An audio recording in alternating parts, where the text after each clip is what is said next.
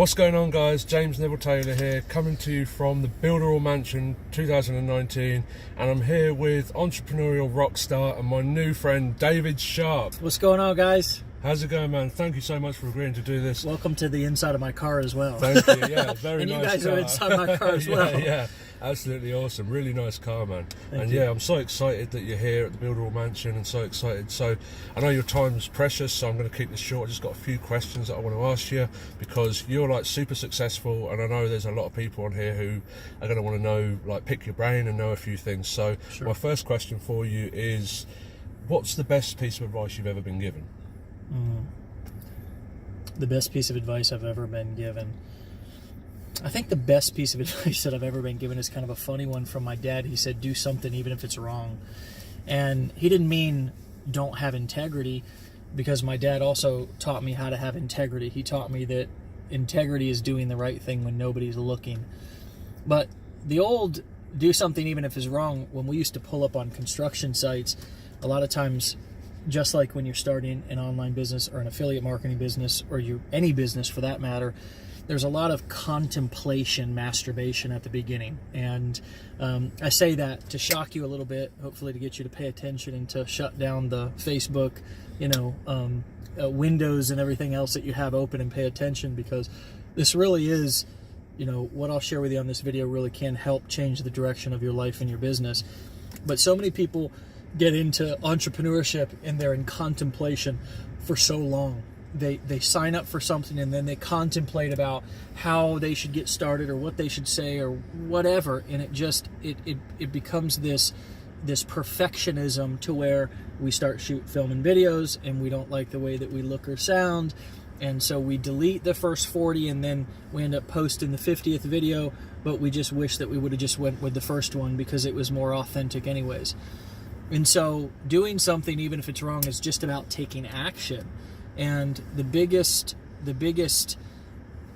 challenge, the biggest hurdle that each one of you guys, I know this because I'm an entrepreneur in the trenches every day, your biggest enemy is yourself.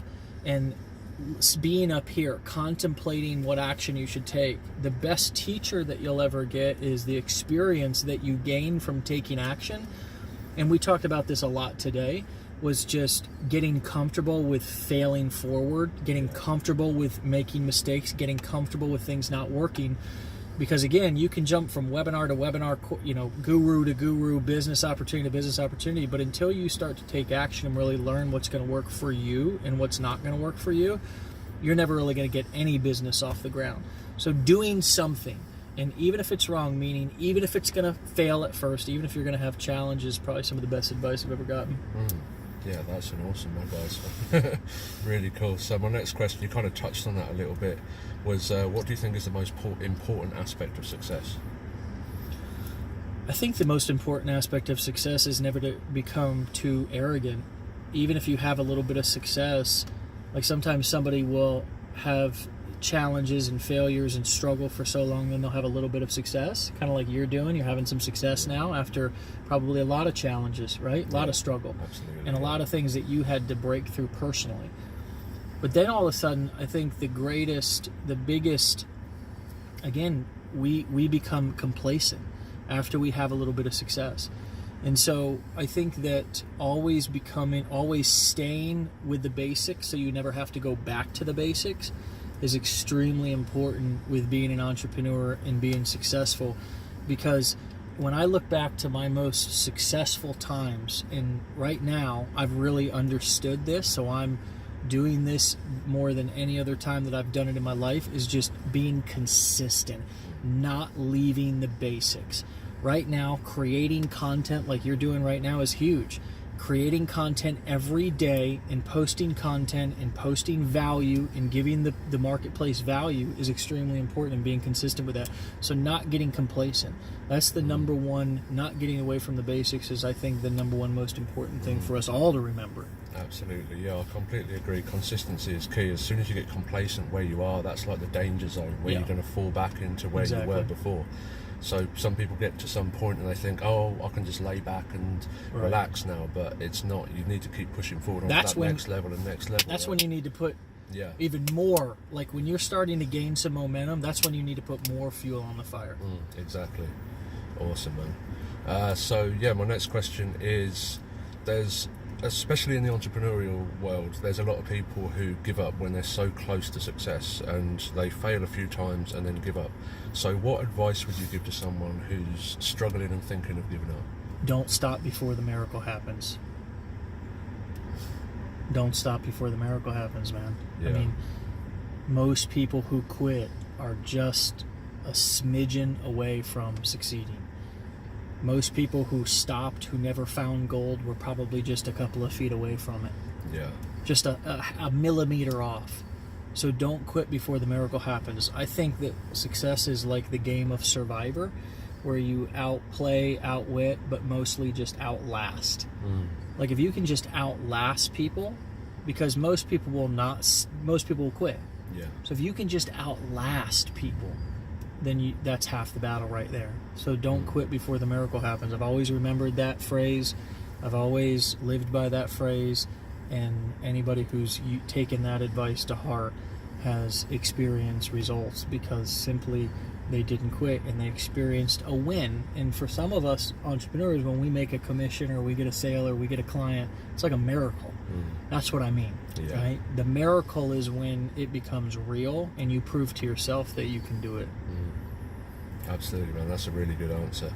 So last thing I want to touch on is a little bit about your journey. So you, like me, went through a lot of struggles back in the day when you first started. Yeah. You overcome a lot of hardship, and I think some of the most powerful success stories and the most influential people all came from a lot of struggle.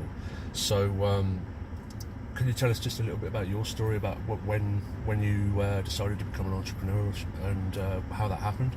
Yeah, I think it's most important for me to first say that your mess is a message. And it may not feel like a message right now. It may feel like a big old disgusting mess, but it's a message. There's a message in there. And your struggles are your strengths. Every single thing that's helped me to be successful at once I thought was a liability. Yeah. So I was homeless. I was a 9th grade dropout. I was a teenage father. I am all these things. Not I was. I am a recovering addict and alcoholic. I've been clean and sober now in long-term recovery. I was homeless. I'm not homeless anymore, thankfully. Yeah.